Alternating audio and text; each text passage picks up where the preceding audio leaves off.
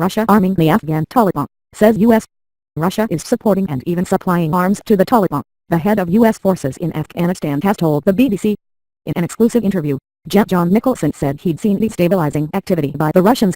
He said Russian weapons were smuggled across the Turkic border to the Taliban, but could not say in what quantities.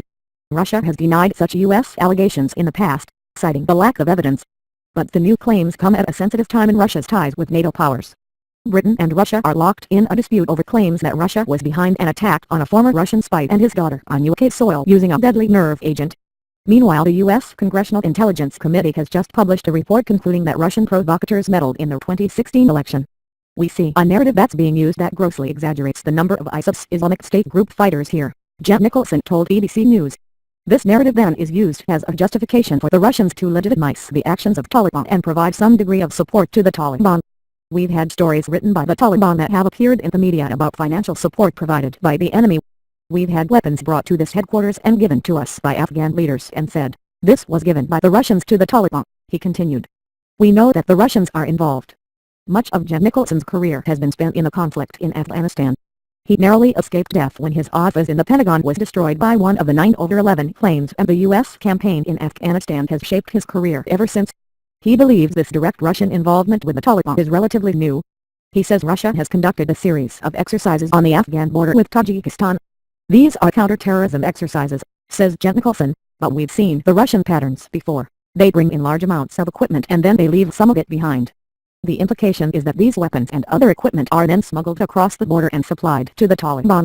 The general admits it is hard to quantify how much support Russia is actually giving the Taliban, but senior Afghan police officers and military figures have told the BBC that it includes night vision goggles, medium and heavy machine guns as well as small arms. Afghan sources say these weapons are likely to have been used against Afghan forces and the NATO advisors who support them on some combat missions. However, Russia is not an obvious ally of the Taliban. The Soviet Union fought a bitter war against the US-backed Mujahideen after it invaded Afghanistan in 1979.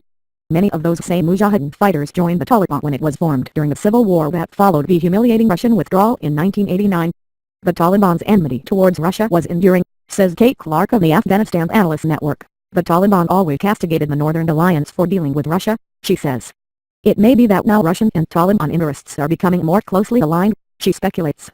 President Trump has been pressuring Pakistan to sever its links with the Taliban.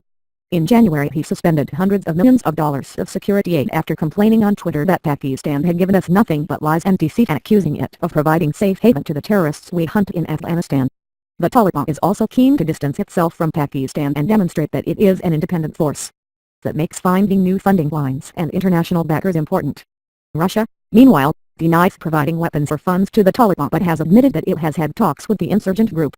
It justified that on the basis of the shared opposition to the Islamic State group, which has been trying to establish a base in the northeast of Afghanistan. However, Russia may well believe there are wider geopolitical benefits to be had from supporting the Taliban. When I asked Gen. Nicholson whether he thought that Russia was fighting the proxy war against America in Afghanistan, he didn't address the question directly. This activity really picked up in the last 18 to 24 months, he replied. Prior to that we had not seen this kind of destabilizing activity by Russia here. When you look at the timing, it roughly correlates to when things started to heat up in Syria. So it's interesting to know the timing of the whole thing.